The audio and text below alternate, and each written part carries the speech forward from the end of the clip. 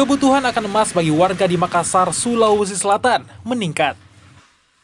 Tak hanya sebagai tanda peningkatan status sosial, tapi juga soal investasi masa depan.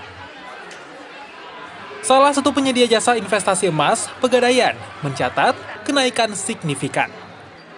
Bahkan, di awal tahun 2024 ini, permintaan kredit emas tumbuh positif.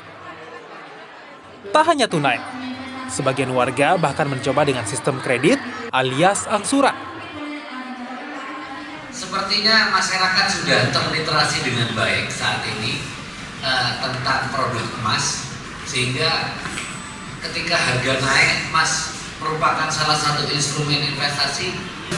Tabungan emas juga mengalami kenaikan, yaitu sebesar 0,25 secara year on year, tetapi dari YTD-nya kami bisa naik sekitar 18%. Terus omset mulia ini yang tabung, yang cicilan logam mulia, Bapak dan Ibu.